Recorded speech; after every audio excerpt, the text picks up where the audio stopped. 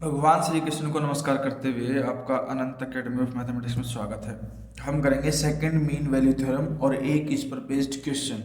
ठीक है, हमारे पास ये है, let F be monotonic on A B and alpha be real valued monotonically increasing continuous function on A B. F monotonic है, alpha real valued monotonically increasing और continuous function है on A to B. Interval दे रखा आपको A to B. Then there exists a point C belongs to AB such that A to B FT alpha is equal to FA bracket में alpha C minus alpha A plus FB into alpha B minus alpha C by the partial integral formula. तो आपके पास definition भी आ जाती है partial integral formula की। ठीक है, तो पहले तो उसकी डेफिनेशन को समझिए कि ये क्या होता है। इसमें डेफिनेशन ये ध्यान रखना, A to B F D alpha है तो उसको मैं ऐसे लिखूंगा F B into alpha B, फिर माइनस में F A into alpha A, यानी कि एफ और अल्फा के प्रोडक्ट के अंदर एक बार अपर लिमिट माइनस में लोअर लिमिट, और माइनस में एक इंटीग्रेशन करोगे अल्फा का विद रिस्पेक्ट टू एफ और लिमिट उसकी होगी ए टू बी। ये है आपके पास, ठीक है, फॉर्मूला। अब हमारे पास ये है कि आपने फॉर्मूला यहाँ पर लिख दिया, A to B F D alpha का F B minus F A alpha A minus A to B alpha D alpha, equation 1। Since alpha is continuous on A B by first mean value theorem for Riemann Stieltjes integral there exist a point C belongs to A to B, यानी कि alpha continuous function है तो आपके पास first mean value theorem कहते हैं कि इसका integration with respect to F करते हो आप, तो उसको मैं ये लिख सकता हूँ अल्फा सी कि भाई जो यहाँ है उसमें तो सी पुट कर दो, ब्रैकेट के अंदर जो बाद में है एफ उसके अंदर एक बार अपर लिमिट माइनस में लोअर लिमिट, ये कंडीशन में लिख सकता हूँ। नेक्स्ट स्टेप में इन्होंने क्या किया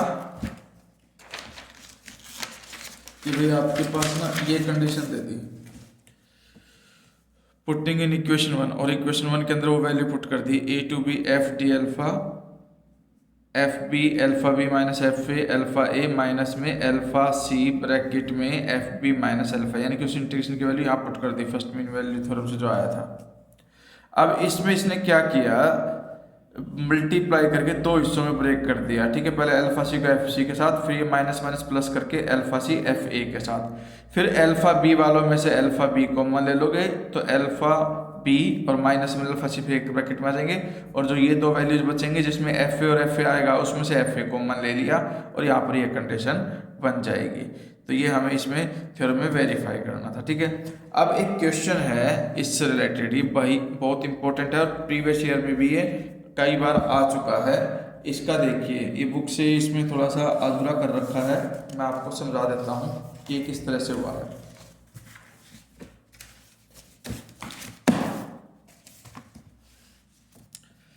हमारे पास क्वेश्चन ये है, लिमिट 0 से 3 दे रखी है और x D greatest integer x minus x, ठीक है, और ये आपके पास दे रखा है।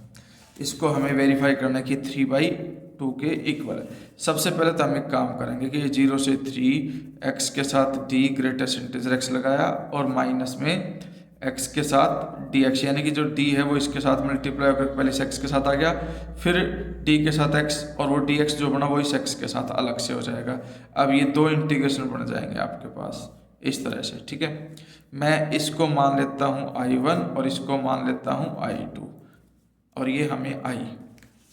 अब I1 इज इक्वल टू 0 से 3 एक्स टी अल्फा। ठीक है, फॉर्मूला क्या कहता है कि अपर लिमिट डालोगे अल्फा में और एफ में, ठीक है, माइनस में लोअर लिमिट पुट करोगे,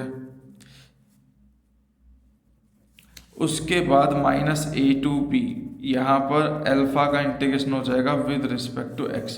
तो इसके अकॉर्डिंग जो हमारे पास एफ एक्स है वो तो है एक्स, और जो अल्फा का फंक्शन है अल्फा एक्स वो है आपके पास ग्रेटेस्ट इंटीजर एक्स। ठीक है, अब हम यहाँ पे एक बार तो ये लिखेंगे अपर लिमिट यानी कि 3 f3 alpha 3 minus f0 alpha 0 minus 0 to 3 alpha की वैल्यू है ग्रेटेस्ट इंटीजर x और उसका integration with respect to x, ये कंडीशन आ जाएगी आपके पास। अब अल्फा 3 एफ एक्स तो है x, इसमें 3 पुट करूँगा तो x की जगह पर 3 पुट करना पड़ेगा, ये 3 आ गया। फिर अल्फा 3 का मतलब ये है कि greatest integer of 3 is also 3, ये 3 इंटू 3 हो गया। फिर माइनस में f0 यानी कि 0 हो गया पूरा कंप्लीट, माइनस ये ग्रेटेस्ट इंटीजर है तो इसको हम ब्रेक करेंगे, 0 से 1 में वैल्यू जो है वो 0 हो जाएगी। फिर 1 से 2 में ग्रेटेस्ट इंटीजर की वैल्यू 1 हो जाएगी। फिर माइनस में 2 से लेकर के 3 तक ग्रेटेस्ट इंटीजर क्या आ जाएगा 2 और उसका इंटीग्रेशन। ठीक है, तो ये तो आ गया 9 माइनस ये 0 हो चुका, इसमें 1 का होता है x लिमिट 1 से 2 माइनस 2, इसका इंटीग्रेशन 2x और इसमें लिमिट 2 से 3।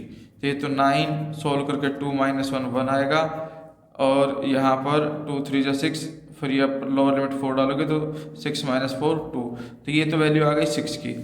अब हम जाते हैं I2 पर।